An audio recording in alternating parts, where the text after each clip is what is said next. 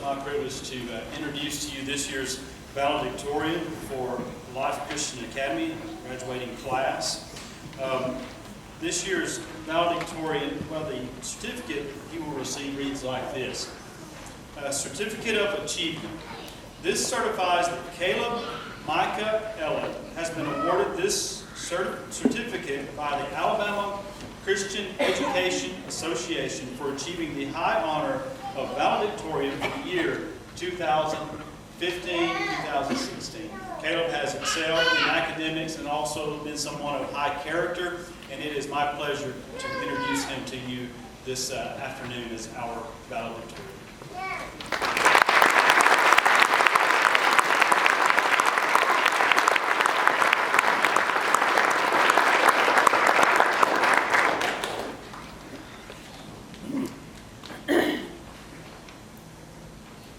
Thank you, Mr. Swinney, fellow graduates.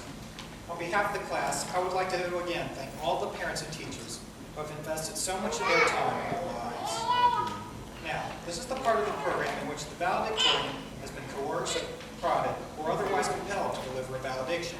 At this juncture, some speakers may elect to avoid a quotation of some personal significance, such as follows: "Only the best is good enough."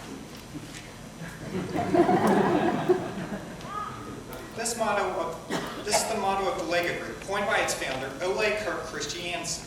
The axiom has a very obvious application. In whatever we do, we should give it our all. Maybe this is at the expense of your physical health or emotional well-being, but that doesn't matter. I'm sure as we leave this building, we do so with ambitions to change the world. Within 48 hours, one of us will probably discover the cure to cancer.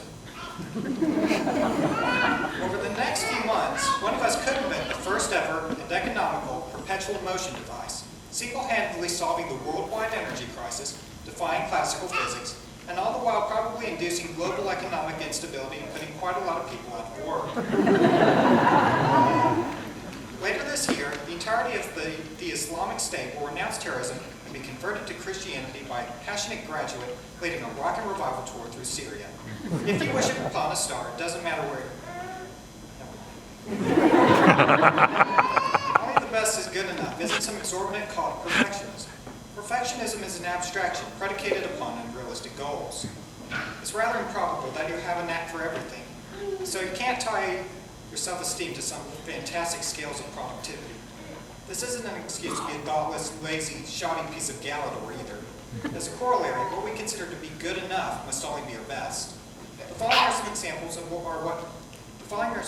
of what this doesn't look like from LEGO history. During the 90s, the LEGO Group found itself under quite a lot of financial stress, which precipitated an erratic identity crisis. This culminated in the introduction of quality themes, such as the doll-based Scala line. I have to say, this is one of the most disturbing things I've ever seen. Also, even than those weird Simpsons head molds. Those are actual clothes on an actual Lego baby doll, situated inside a stroller, accompanied only by his adopted Dalmatian father named Domino, and a pinkish-purple plastic stuffed bear. Let that sink in for a moment. This was an actual set that you could purchase and give your kid. And this Connects wannabe, Snap. Its name itself is so obviously derivative. It doesn't even posit a pretense of originality in its connections. Then there's the actual parts.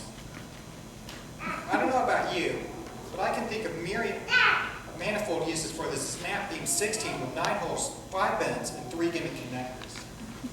Connects eventually decided to return the favor in the late 90s when it began producing crude, malformed knockoff bricks, which are incidentally compatible with leading brands, with all the subtlety of a large concrete brick.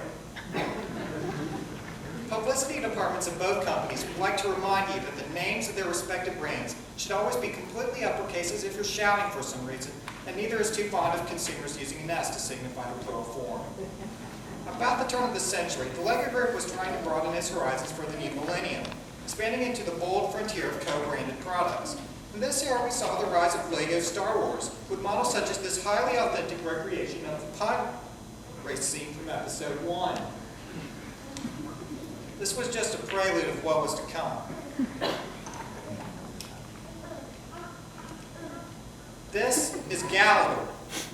He is the endless wellspring of ironic jokes among Lego aficionados. I mean, look at this thing. This isn't the Lego system. This isn't Technic either. Its construction is so specific and exclusive that it has no use for anything other than what it is. It has these silly wing things that attach to his arms, and there's little rubber cap projectiles that actually shoot out of their turbines. Actually, I don't care to talk about that anymore. The moral of the story is don't be rubbish. Get that thing off the screen. It's an abomination. I expect you all to relegate this speech in short-term memory, where your brains will munch on his provocative tidbits and humorous musings, or will inexorably fade as it is overwritten by idiotic memes and pop cultural nonsense. But should you decide to take any of it to long-term, make it this. We can always improve ourselves and do better, but don't set your expectations beyond feasibility. Whatever your vocation is in life, take solace in that. We won't even hazard a guess as to what that looks like to each of us. Maybe you'll make a city set. Technic set. A Technic set. A friend set. Or a creator set. Each has its unique features and different demographics.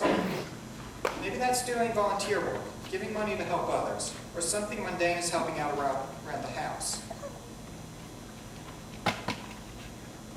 There was a point to all of this, but has temporarily escaped the speaker's mind. Thank you.